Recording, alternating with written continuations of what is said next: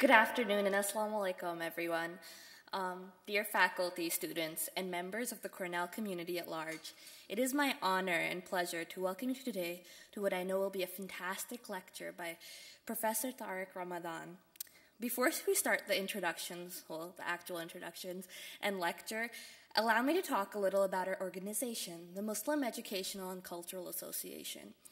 Mecca is a Muslim group on the Cornell campus, and we strive to promote understanding and togetherness on campus, both within the Muslim community and the Cornell community at large. And to this end, we hold a yearly Islam Awareness Week, which we do our best to dispel misconceptions regarding our faith and communal identity. This year, in short, our Islam Awareness Week, its aim was to reach out to a larger audience, and to talk about Muslims who have changed and given back to their community, and in a broader sense, the world. We therefore invited Professor Tariq Ramadan, one of the foremost scholars of Islam in the world, to address the Cornell community on behalf of the Messenger Lecture Series.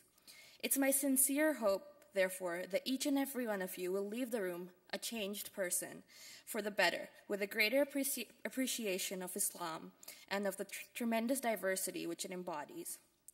Allow me to welcome a faculty on our campus who has changed the lives of so many incoming freshmen, Muslims and non-Muslims alike, a faculty on residence at Muse Hall, and a professor in the Near Eastern Studies Department, Professor Tarawa.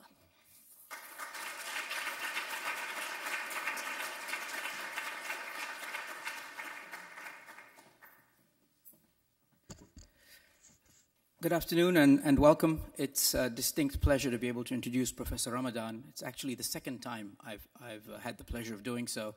I was just talking with him about the fact that we met in 1996 or 97 when he came to the island of Mauritius, where I was then living and teaching. In addition to attending some of his lectures, I also introduced him at the University of Mauritius, where he gave a very moving and influential talk. I say influential because there are things that, if I use myself as a basis, there are things that he said that stay with people. And he'll correct me if I misquote him now, but at the lecture at the Port Louis Theatre that I attended, he described the work of one of his colleagues in Switzerland who had taught him, that is, taught Professor Ramadan, the notion of pour Dieu, mais avec les hommes, right? So for God, but with other people. And even in just that notion, resides the part of what Professor Ramadan believes is the mission of Islam, but also the mission of people like himself, which is to emphasize and advertise, I suppose, the pluralism of Islam, the possibility of being serenely European and serenely Muslim, the possibility of enacting reform with rigor and intelligence and judiciousness and without violence and rhetoric and ultimately remorse. When I met him then, he was then the author of only a few works, important works, but still only a few, on laïcité, on secularism, a work that was in the shade of, in the shadow of Huntington, La face à face des civilisations, he was trying to grapple with these questions. This has now blossomed into something like 20 separate book-length works, countless articles, many tapes and recordings, lectures which you can see online. You can see his interview on Charlie Rose online, for example, all over the world. I'll just alert you to a couple of these books because I think they're important and they connect to the 3 lectures that he is giving. Today's lecture intersects with In the Footsteps of Muhammad, In the Footsteps of the Prophet, Lessons from the Life of Muhammad, which is a book in which he looks at the life of the Prophet of Islam as an inspiration for ways in which Muslims can live their lives today and non-Muslims. He's also just finished a book that's appeared in French, and I believe has appeared in England, but not yet in the US, called The Arab Awakening, Islam in the New Middle East, which, as you can imagine, addresses issues of great importance to the Middle East, to the people living there, to the people who interact with the Middle East as we do in this country. And this will intersect with his third lecture. The lecture he's giving on Thursday is entitled The Arab Revolutions, What Next?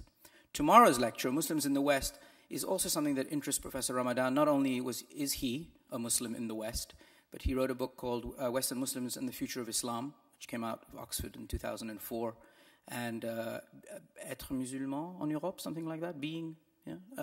Être européen, excuse me. And books that I've read that have been important to me, and I've actually taught Western Muslims and the Future of Islam at Cornell. His most recent Oxford book that I've read is called, in English, What I Believe, and is in part a response to the kinds of attacks that he has absorbed from all over the world, attacks that, in my estimation, he has attracted precisely because he is rigorous, precisely because he is moderate, and precisely because he has something very important to say about Islam. This is not the flash and bling of so many scholars and intellectuals around the world. And I think that should suffice as an introduction. You didn't come to hear me.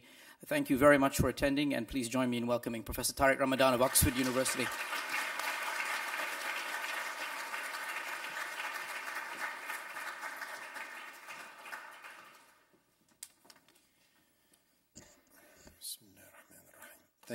Thank you so much, Professor, for this introduction.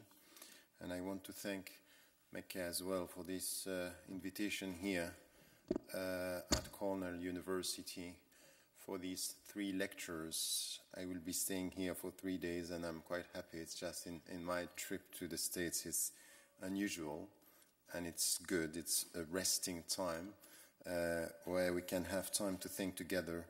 And what I was asked to do, and I think it's important and interesting, is just to try to stick to 35, 40 minutes, and then to give you time to ask questions and to have kind of a dialogue around this question. And as it was said, I think that the 3 lectures are different. One is really about the essence of Islam through the Prophet's life. The other one is really about our experience as Western Muslims. I don't even speak about Muslims in the West or Islam in the West. I'm talking about Western Muslims, and you will see, and I will explain tomorrow the difference. And then also what is happening in the Middle East these days. It's also important to think about and to deal with for us as people living in non-majority Muslim countries, and to look at what is happening and to try to understand what is happening in Muslim-majority countries. So let me start as an introduction to try to tackle with the question, what would the Prophet, the Messenger, do in our situation? And as an introduction, the first point, when I started to write the book about the Messenger, there was something which was quite important for me, is really to reconnect the academic work that we have when it comes to talking about the prophets and the messengers, and to say, okay, we have academic work that are dealing with facts and the substance and the scientific dimensions of or historical dimensions. But there is something which is also important within academia, is not only to look at the facts, but to look as a fact to the way the people are understanding their religion. It's a fact. It has to do with scientific approach. When it comes to psychology, you understand that you might agree or not with facts, but at the end of the day, when you speak about spirituality, when you speak about religion, what is really important is not only to look at the scientific, factual dimensions of things, but the way the people are understanding their religion, the way they deal with it, the essence, the light that they take out of their spiritual experience, and the way to understand things. So this is what I wanted to do when I wrote In the Footsteps of the Prophet, when I started to work on that, and to come to the very essence, and not to deal only with facts, but with meanings and understandings and objectives and a vision. So this is what it is all about. And while I was writing, it became quite clear first that it was a reform process for myself. You know, for almost 25 years, when I was asked about Islam, and when I was asked about the main principle of Islam, I very much was very much stressing on justice, saying Islam is all about justice. Al-Qist in Arabic, or Al-Adla, Inna Allah ya'muru bil-adl, God commands justice. And while I was writing, I said, look, it's wrong. For 25 years I have been writing about this as something which is essential. But in fact, the main objective is not justice. Justice is a means for a higher objective. An objective, the very essence of Islam, it's peace. And in Islam there is the word salam, which is, by the way, also one of the names of God, is salam. One of the names of the paradise is salam, dar es salam, and something that we have to get in our heart and in our world. Salamat al-nafs, which is peaceful inner life, and salamat al-mujtama, which is peace within the society. When the Prophet, peace be upon him, was saying to the people, ifshu salam, spread peace around you. And when you greet someone, you don't say to someone in Arabic, have a nice day, you say, peace be with you, which is the essence of this religion when it comes to what we are trying to achieve.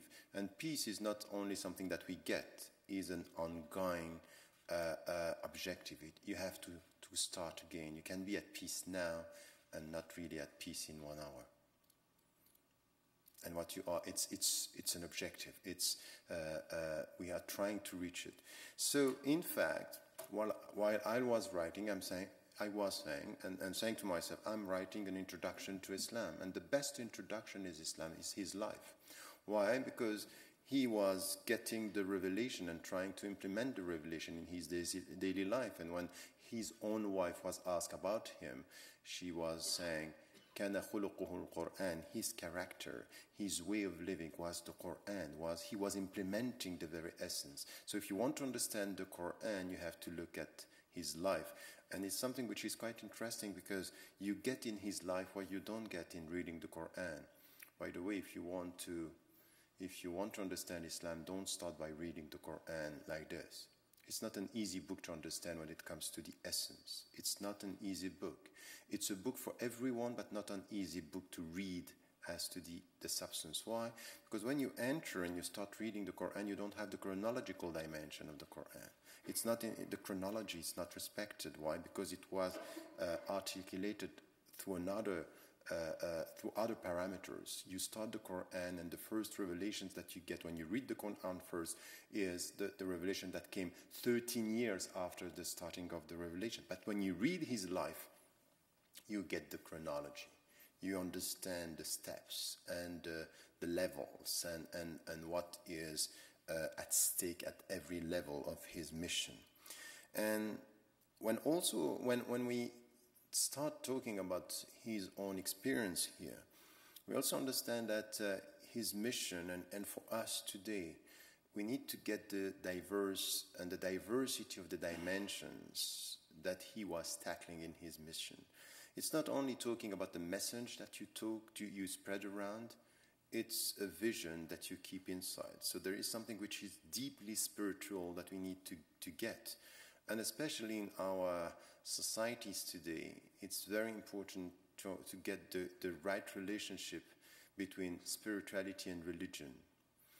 Many people can say today, coming from different traditions, Christian, Jewish, Muslim traditions, say, oh, I'm not very religious, but I'm spiritual. And say, what is the difference? What are we talking about? It's as if we are keeping spirituality because we are disappointed with religions. And not really with religions, mainly with representative of religions. People who are talking in the name of their religions are sometimes disappointing. So we keep and sometimes we take it as, oh, spiritual is less demanding than religion. Because you can say that you are in a spiritual mode, while in fact, if you come back to all the spiritualities around the world, there is nothing more demanding than a true spiritual life. Nothing. You can't get a level of spirituality without discipline. And you just, when I was traveling around the world, I went and I spent 3 weeks with the Dalai Lama to understand in which way he was dealing. It's a spirituality without God, but with very demanding discipline. Every morning to repeat the text and to get it right. If you want to free yourself from your ego, no way. You have to be disciplined.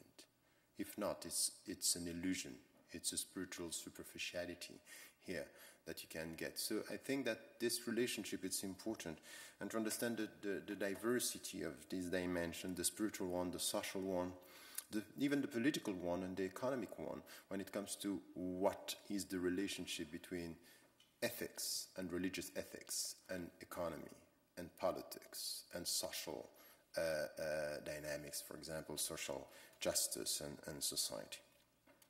Let me then start with this. So these are two important points, and the last one is that to get this, we need to have a comprehensive approach, to have all these dimensions. And I want to start with one of the most important one, is if we go and we try to follow in the footsteps of the messenger and to try to understand what happened to him at the beginning, is something which is, the starting point is very spiritual. And in order, and this is something which is essential, you want to change the world, change yourself. Islah nafsak wad'u ghayrak, which is what we have in Arabic, reform yourself and call the people to the same process. But the first attitude is to transform yourself and to go towards something which is the very meaning of a conversion, to convert. It's to change. It's an intimate revolution. And this is what happened with him, and this is the very meaning of the spiritual dimension. So let me talk about this, because what is a spiritual life? And in which way the whole mission started? When he reached 40 years, just before this, for 4 years, between 35 and 40 years, he was not happy with the way the people were living around him. He was not happy with people worshipping idols. He was not happy with the social structures. So he started to take time for himself to go into a specific exile, into a cave, and he was used to do this every year, and to try to find the answer to his quest. I'm not happy with worshipping idols. And this is something which is important in our relationship with the central message of Islam, which is the oneness of God. The oneness of God is you have to free yourself to every single idol and to come to His, to worship Him alone. And this is the meaning of La ilaha illallah. There is no God but the one God that we worship. And we cannot represent Him. No way.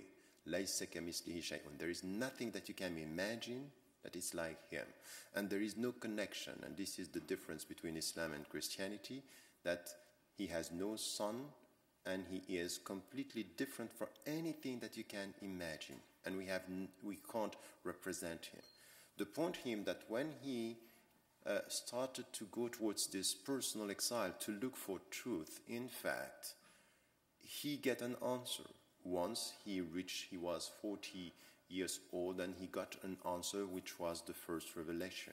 And the first revelation is telling him, اقرأ باسم ربك الذي خلق. It's read in the name of God who created you. And this is something which is the very meaning of the whole mission. And giving us at the same time from an Islamic viewpoint, but I would say this is a universal definition of spirituality.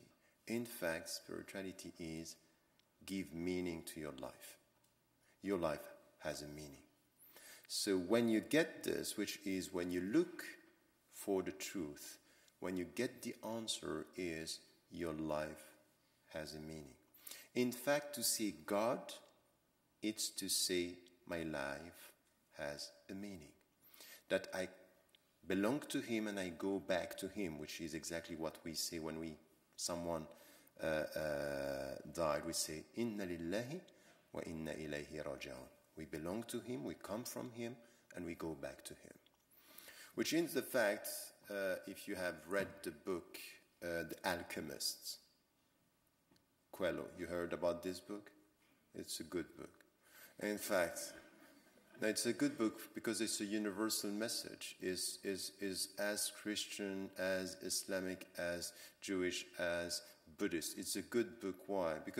But it's very much relying on something which is coming from the mystical Islamic tradition, is at the end you can travel wherever you want, and you will find out that when you reach the point where you had to travel, at that point the answer is go back from where you come, go back home. So when he was in Andalusia, he went to Cairo, and in Cairo the answer is there in Andalusia, which is exactly the spiritual meaning of you have a heart, you look for answer with your mind, and at the end of the journey, your mind is telling you come back to your heart. So your heart is the center. And this is what we got if you read the prophet's life, the messenger's life, and you get what happened at the very beginning is the very essence of spirituality, and the very essence of spirituality is this, is that you look for the truth, you look for an answer, and he got the answer. And from an Islamic viewpoint, the answer is to worship one God and no other being. Here we have something which is essential for us now. When you look at this and say, okay, this is the spiritual experience. Now, what does it mean in a practical way? What does it mean to have a spiritual life? To have this meaning in action in my life? How do I keep the meaning of my life in all the dimensions of my life? And this is where you come to his life and you try to get the very meaning, or the translation, the practical translation of there is one God and he's calling you. And there is one verse in the Quran talking to him, telling him, O you, respond to the call of God when he calls you to what gives you life. And remember that the knowledge of God is between yourself and your heart. Meaning, come back to your heart. You will find the answer in your heart. يا أيها الذين آمنوا استجيبوا لله وللرسول إذا دعاكم لما يحييكم واعلموا أن الله يحول بين المرء وقلبه. So respond to the call which gives you life. So it's life, it's spirituality, it's life, meaning it's meaning in your life. So you will get the right understanding of the spiritual journey. And if you go to the Buddhist tradition, the Hindu's tradition, or the Jewish tradition, the Christian tradition, this is a universal message. At the end of the day, the way you deal with your mind, and the way you deal with your heart, and the way you deal with God and with spirituality is all this. Is how do you keep this meaning in your life? And Islam is telling us that the very essence of truth is one God, and the very meaning of life is to respond to his call. He's calling you. Ya ayyuha alladhina, oh who you believe, who you attend to faith, respond to the call. Now, for us is how do you do this in a practical way? And there are three dimensions here that I wanted to tackle. The first one is, if you look at spirituality, there are three dimensions that are important. The first one is, for human beings, spirituality is an intellectual journey. As I was starting the lecture, I say, you look for truth. You are questioning the world. You look at the world and say, what is the meaning of all this? What is the meaning of my life? What am I doing here? By the way, what are you doing here in this university? Are you just looking for a degree, or are you going to do something out of it? Is this a status, or is it a function? Is it a meaning, or is it only a title? And this is something that we have in our life every time. And at the end, the very essence of what he was experiencing, becoming a model, because this is something which is important for us, that we have in the Quran, is that the Prophet, the messenger for us, is a model. لَقَدْ كَانَ لَكُمْ فِي رَسُولِ اللَّهِ أُسْوَةٌ حَسَنَةٌ. He's the best model for you. So you have to understand the model. You have to understand what was important. And the first thing that he did is, if I am a human being, if I'm a dignified human being, and by the way, we have another verse telling us, وَلَقَدْ كَرَّمْنَا بَنِي آدَمَ. We gave dignity to human beings, not only to Muslims, not only to monotheistic traditions, to every single human being. With or without God, he or she has dignity. And human beings is women and men. Dignity. And what is my dignity? Is to use my mind. And how do I have to use my mind? First, to look for the truth. to know the meaning of my life. I can say at the end that my life has no meaning, but first I have to try to get the meaning. And if my answer to meaning is that there is no meaning, this would be the meaning of your life. You can laugh at this, but this is the answer of so many philosophers. At the end, Sartre is just saying there is no meaning. So as there is no meaning, I have to look for a meaning. I am going to give a meaning to my life. But the point is that if there is no meaning, it's still a meaning that you have to construct, that you have to build, that you have to decide for yourself. But this is the starting point. Spirituality is all about this. It's the first step into this intellectual journey to try to find the answer. So this is something which is for every one of us in our society today, in the United States of America, in the West, and in Muslim majority countries. The only first requirement just to be dignified human being is ask yourself the right question. Why? And this is why, for example, in another book, The Quest for Meaning, I'm saying to all of us, by the way, something which is a common challenge in our societies today. We have to reconcile our students with 4 disciplines. And one of them is history. The second is philosophy. Philosophy, the right questions. We need to have this why. Not how it works, how can I make money, but why? Why? What is the point? And then also history of religion, understanding religions, and arts. Arts is very critical here because there is spirituality within arts, because arts is a way to answer the question through imagination and through creativity. But my point here, just to come back to this, is the first dimension of spirituality and the first experience he went through, sending us a message throughout history. If you want to follow, if you want to come and to follow in my footsteps, you need to go through these spiritual experiences to ask the right question. Why? You'll need to look for truth. And this is something which is, there is no way to come to this is to respect your mind. And to respect your mind is not to come with the answers that are coming from outside, is to answer the questions that are coming from within. Listen to your mind when it is questioning the meaning of your life. So this is the first dimension, and you will get no spiritual life if you don't raise the questions. Because this is what meanings is all about. So he himself was going through this intellectual journey and asking questions, and he got an answer. And this answer is,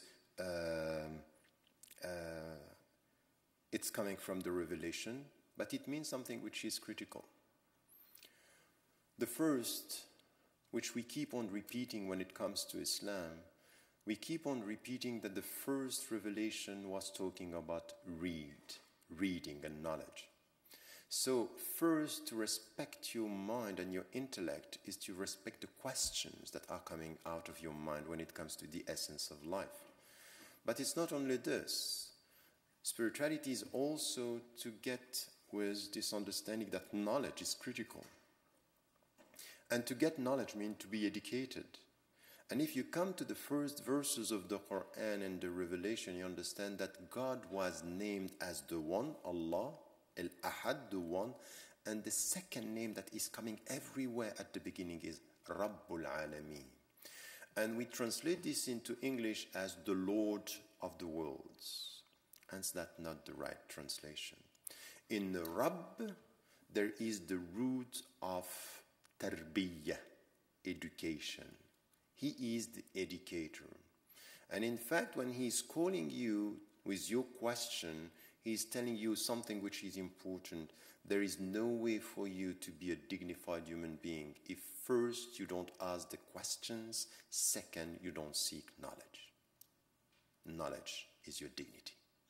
And this is where we have as human beings to understand that any society that is not providing the citizens with the basic knowledge is acting against their basic rights. No way. Any